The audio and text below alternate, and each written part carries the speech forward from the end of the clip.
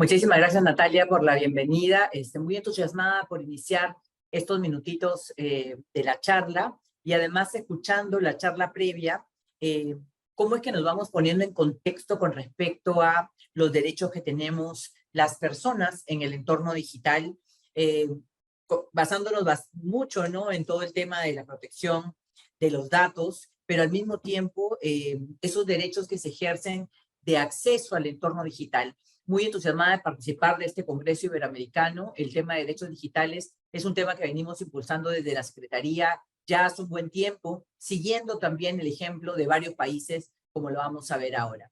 Entonces, con este agradecimiento inicial, comenzar a compartirles este diseño de la Carta Peruana de Derechos Digitales y cómo hemos venido evolucionando en este camino en los últimos años. Comenzamos esto después de haber escuchado el diseño de la carta que venían elaborando en la Unión Europea y cómo es que la OCDE también nos lleva hacia ese camino de poder tener un comportamiento en el entorno digital que sea el mismo ejercicio de la ciudadanía digital y cómo también desde la ley de gobierno digital venimos colocando este concepto de el ejercicio de deberes y derechos en entornos digitales que deben ser cada vez más seguros.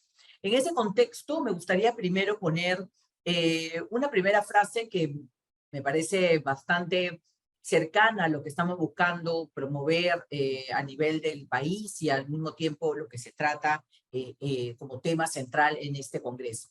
La tecnología por sí sola no basta. No, no solamente tenemos que impulsar el avance en cuanto a la adquisición de infraestructura o la implementación de infraestructura, esquemas que vienen alrededor de aplicaciones o plataformas, sino que la tecnología y la inversión en ella o el poner la tecnología dentro de un proceso completo de desarrollo nacional debe venir acompañada de corazón. Es decir, que no solamente debemos pensar en la tecnología propiamente, ¿no?, como hardware y software, sino que debemos pensar en algo que va más allá y es el concepto de transformación.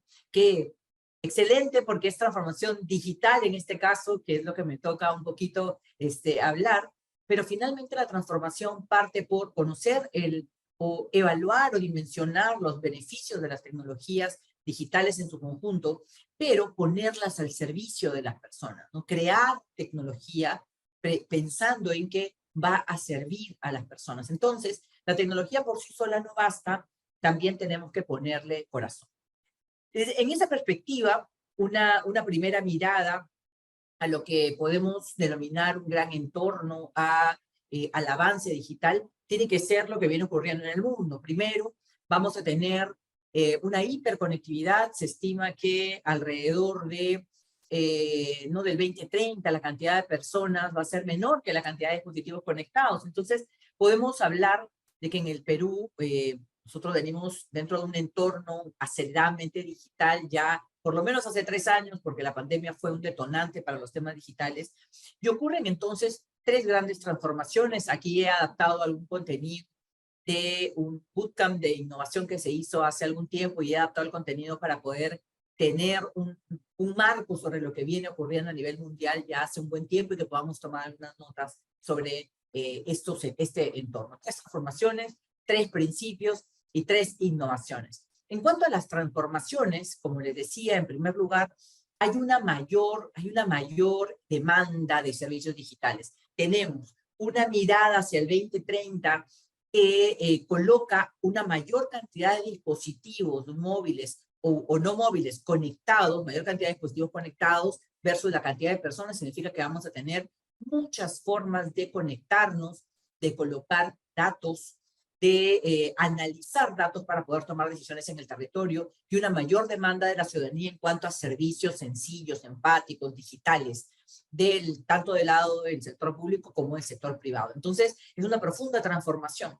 De la misma manera, tenemos el avance de la inteligencia artificial que hoy impacta en el ámbito económico. Se escuchaba en la presentación previa cómo es que ha venido avanzando la economía digital y cómo nosotros cada vez estamos más involucrados en las formas de economía digital, que quizás no lo conocemos con el nombre de economía digital, ¿no? Pero sabemos que podemos pedir diversos servicios por aplicativo, también podemos utilizar diversas plataformas de intermediación y no sabemos qué hay detrás, por ejemplo, una nube pública, ¿no? O sea, porque en realidad los servicios son los que se ponen encima, pero hay una mayor demanda porque sean escalables, quiere decir que nosotros entremos a los servicios digitales, sean web o sean móviles, y estos servicios respondan a nuestra expectativa, tanto desde la perspectiva de facilidad como de la perspectiva de mantenimiento, es decir, que no caigan los servicios. Entonces, existe una mayor demanda en el mundo del lado de las personas.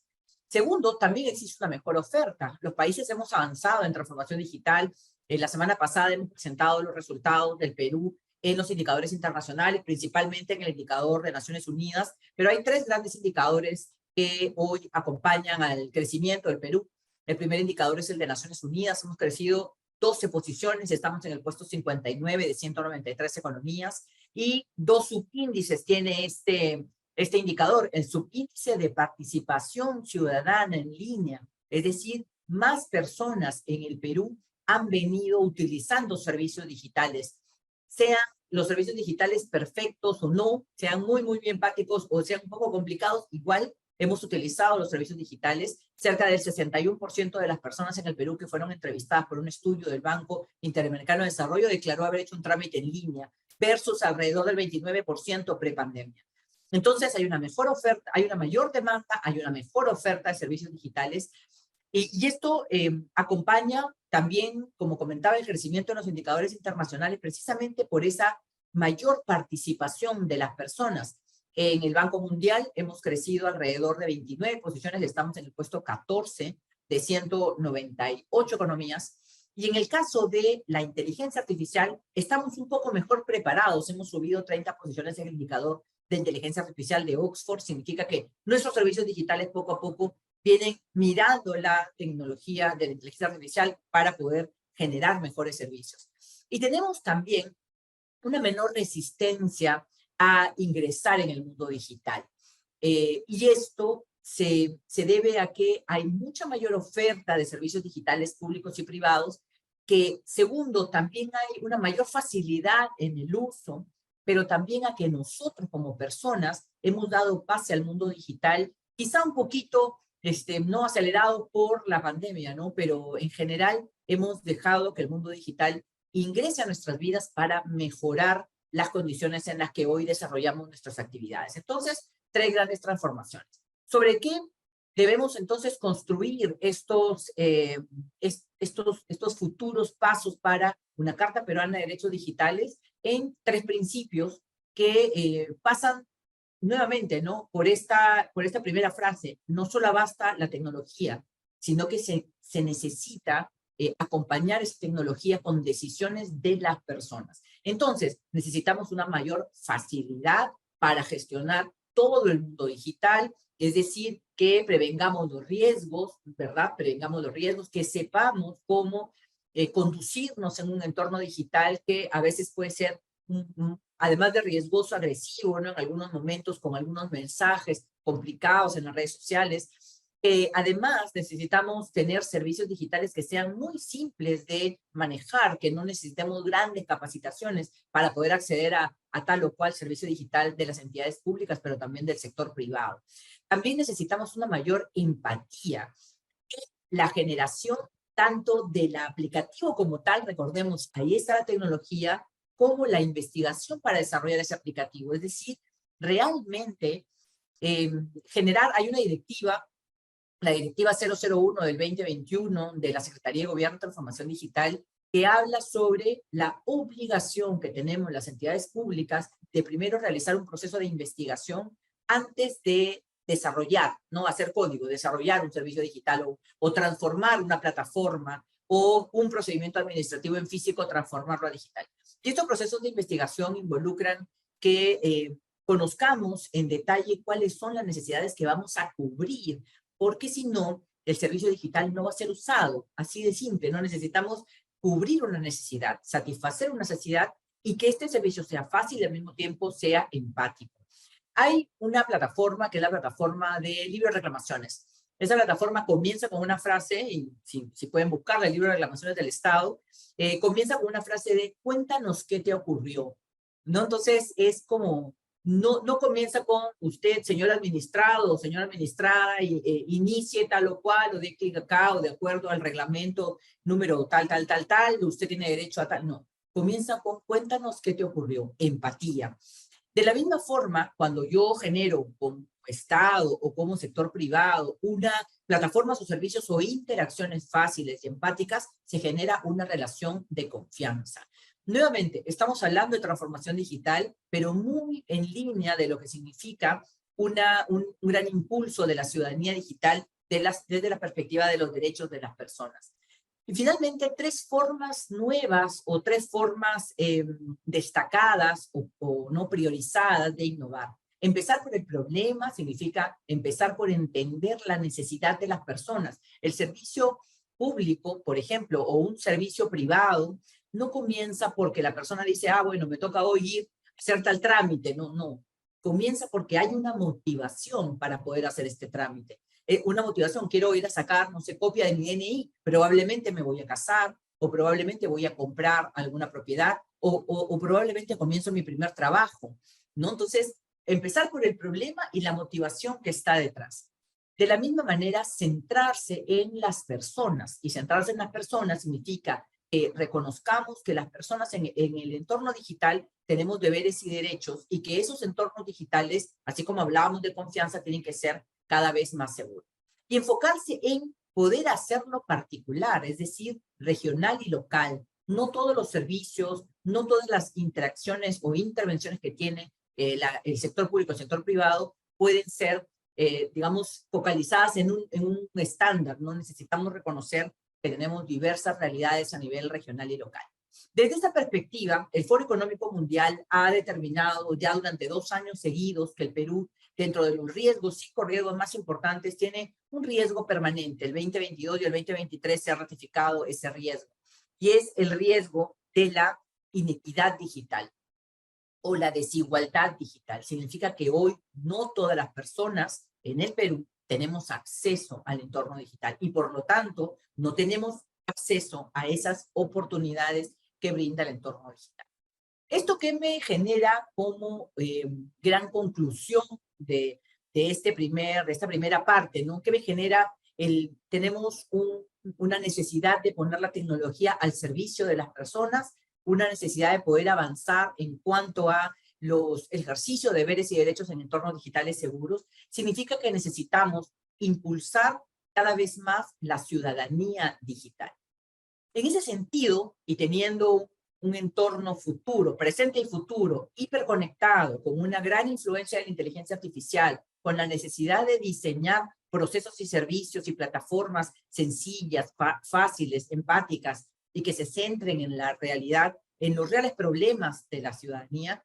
Entonces, tenemos nosotros hoy una perspectiva de derechos digitales a nivel mundial que son o vienen a ser parte de los antecedentes del diseño de la Carta Peruana de Derechos Digitales. Miren, la idea de reconocer los derechos humanos que se ejercen a través de las tecnologías digitales tiene muchos años, ¿no? Inclusive desde que se comenzó a generar el boom del Internet a nivel mundial. Aquí podemos ver algunas de las iniciativas que se han dado en esa línea, ¿no? Tenemos en el foro de Davos la Declaración de la Independencia del Ciberespacio, uno de los primeros manifiestos que ponía ¿no? los derechos de Internet, como la libertad de expresión, de reunión, de creación. Tenemos la Carta sobre Derechos de Internet del 2008, la Carta de Derechos de Internet para Guatemala del 2017, el contrato de la web, por decir así, en el 2019, una Carta Magna de Derechos Digitales en Chile, el 2020, el manifiesto por un nuevo pacto digital en Telefónica, ¿no? que se lanzó el 2018, la Carta de Derechos Digitales de España del 2021, de ahí venimos nosotros en esa línea, la Declaración de Principios y Derechos Digitales de la Unión Europea del 2022, y la semana pasada se ha aprobado la Carta Iberoamericana de Principios y Derechos en Entornos Digitales, que esto es de este año, y hemos participado de varias de estas reuniones de varios países y se ha logrado aprobar esta Carta Iberoamericana de Principios y Derechos Digitales. En esa línea, nosotros hemos venido construyendo unos objetivos para la Carta Peruana de Derechos Digitales, que lo que les voy a mostrar ahora se encuentra prepublicado en la plataforma Facilita. Ustedes pueden descargar la presentación completa de la Carta Peruana de Derechos Digitales. Y esta carta tiene un objetivo principal, que es presentar a la ciudadanía una visión desde el Estado peruano sobre el ejercicio y protección de los derechos a través del uso de tecnologías digitales, entendiéndose las tecnologías digitales como las tecnologías de la información y comunicaciones y las tecnologías emergentes en su conjunto. Y poner las bases para el desarrollo de política pública con el eje transversal de derechos digitales. Algunos agradecimientos importantes a todas las entidades, empresas, la sociedad civil que han venido participando de este diseño de la Carta Peruana de Derechos Digitales y a la ciudadanía en general que ha venido participando también. Nosotros vamos, a raíz que se ha aprobado la Carta Iberoamericana la semana pasada, vamos a volver a abrir a comentarios ya actualizada la Carta Peruana para poder llevar adelante la publicación de esta carta. Vamos a dar una revisión, entonces, a lo que hoy dice la Carta Peruana de Derechos Digitales, que en esta fase, creo yo, no genera nuevos derechos, sino que reconoce los derechos que ya existen y cada uno tiene su base legal para poder ponerlos en un único lugar y que las personas puedan saber cuáles son sus derechos en el entorno digital de esta manera. No, por ejemplo, no tenemos derecho a la identidad digital. Tenemos la base legal, es el conjunto de atributos que individualiza a la persona y permite identificar en entornos digitales. Tenemos derecho también a la no discriminación, y esto está relacionado, son derechos relacionados con la protección de la persona en entornos digitales. La no discriminación implica acceder de manera libre e igualitaria a los entornos digitales. Tenemos también derecho a la protección de datos personales. Y ahí, de verdad que escuchaba previamente, creo que nos tenemos que sentir muy contentos de los avances que tenemos en el Perú. Necesitamos que esto se conozca más, pero a nivel de regulación en el Perú tenemos un avance importante en cuanto a los derechos relacionados, por ejemplo, con la protección de la persona en entornos digitales. Por ejemplo, protección a derechos, al derecho a la protección de los datos personales. También tenemos derecho a la privacidad. Estos son derechos relacionados con la protección de la persona en entornos digitales, al secreto de las comunicaciones, inviolabilidad del domicilio, y aquí estamos hablando en entornos digitales. También tenemos derecho a gozar de un ambiente digital equilibrado y adecuado.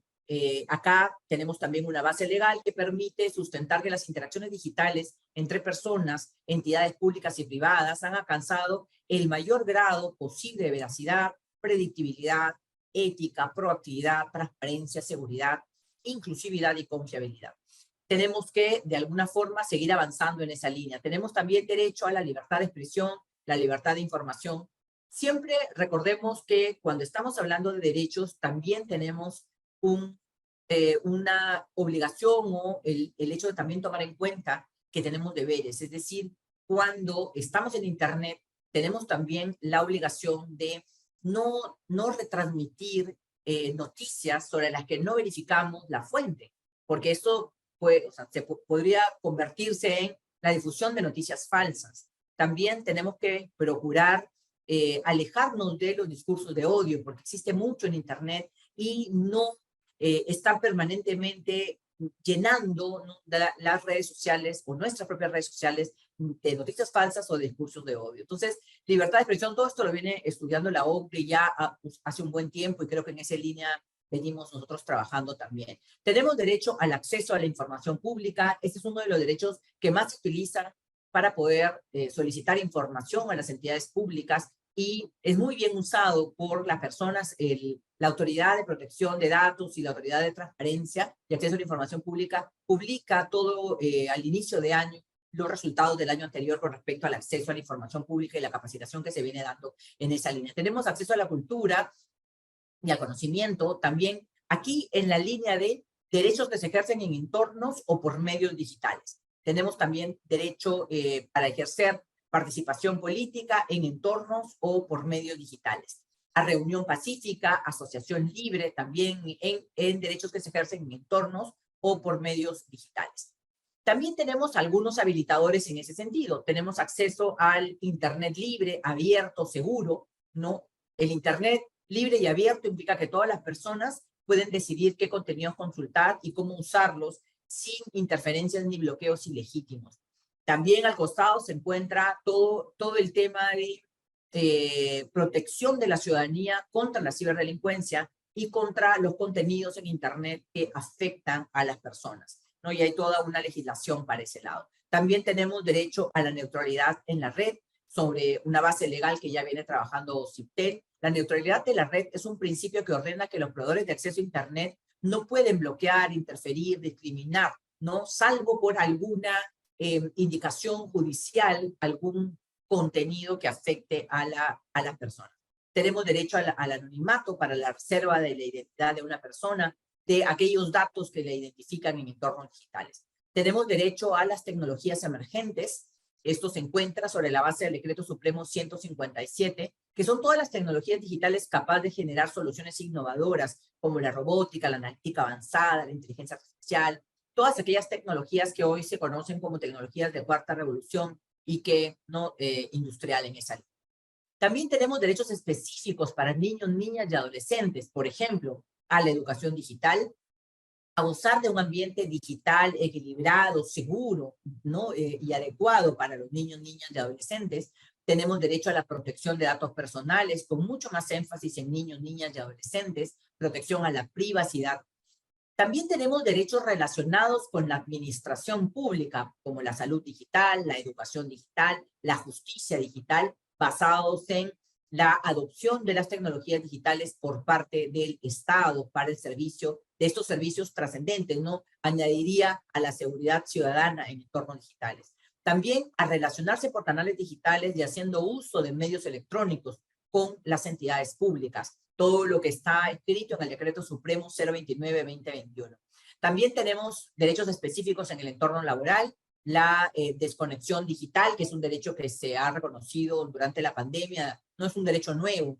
También al teletrabajo, recientemente salió la ley, el reglamento de la ley del teletrabajo, tenemos derecho al teletrabajo.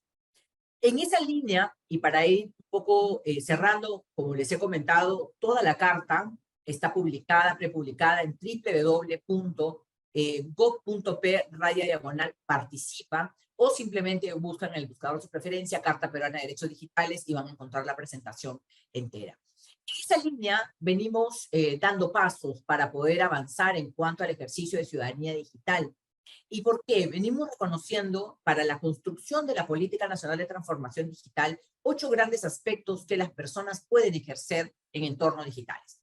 Pueden buscar información, comunicarse, entretenerse, pueden también capacitarse y educarse, pueden tramitar con el sector público y privado, pueden operar en banca y pueden comprar y vender por Internet. Todo esto constituye el ejercicio de deberes y derechos en entornos digitales seguros.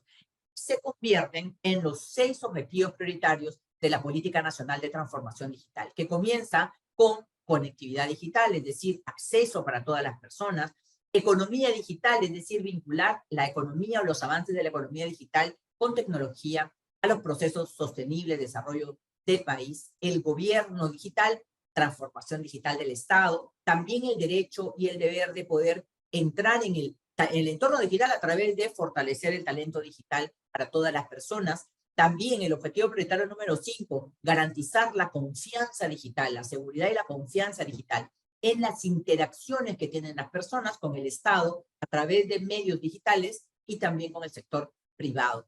Y también a la innovación digital, es decir, todas estas tecnologías emergentes, cómo podemos ponerlas al servicio del desarrollo del país. En ese sentido, me gustaría compartirles unos pequeños minutitos de lo que venimos impulsando en torno al talento digital con el programa Niñas Digitales Perú. Voy a dejar de compartir un segundo para volver a compartir con sonido, si estaba con sonido, perfecto. Para compartirles qué significa entonces el impulsar el ejercicio de los deberes y derechos y sobre todo tratar de garantizar que niños, niñas y adolescentes y la sociedad en su conjunto puedan tener los beneficios de la ciudadanía digital. Para mi niña fue una experiencia inolvidable, ya que le tomó mucho interés al curso y estaba muy emocionada. Estas nuevas herramientas que ella está aprendiendo va a poder desarrollar mucho mejor sus aprendizajes. Le ha permitido a mi niña conocerse, valorarse, impulsarse incluso en este mundo digital. Considero que ella se ha sentido bastante motivada. Últimamente la he visto investigando sobre biografía de mujeres poder a mujeres que han servido de inspiración. Para 2025, Latinoamérica va a necesitar 1.2 millones de desarrolladores de software, lo que hace importante el aprendizaje y la motivación a temprana edad de las niñas, quienes mediante estos cursos tendrán las herramientas necesarias para estas potenciales carreras. Si nosotros hablamos de derechos digitales, debemos primero pensar en ese futuro que queremos construir para los niños, niñas y adolescentes en entornos digitales que deben ser cada vez más seguros. Aquí comentarles para cerrar que el Perú ha sido elegido como país presidente de la Red Interamericana de Gobierno y Transformación Digital, la Red GEALC, y uno de los principales temas que vamos a impulsar junto con los países que son miembros de esta red es el tema de derechos digitales, la protección de niños, niñas y adolescentes en entornos digitales, el impulso de la participación de mujeres en tecnologías, como por ejemplo el programa Niñas Digitales Perú, y también el garantizar cada vez más el acceso tanto a lo básico de Internet como a todas las tecnologías de cuarta revolución industrial. Y aquí mostrarles que hemos participado de esta Carta Iberoamericana de Principios y Derechos Digitales, que se ha aprobado la semana pasada por los jefes de Estado, y la semana antepasada cerramos. Aquí está Carlos Guerrero, a quien le quiero agradecer porque es el que ha venido dentro de nuestro equipo avanzando con estos temas y además compartiendo con todos los países a nivel internacional. Muchísimas gracias.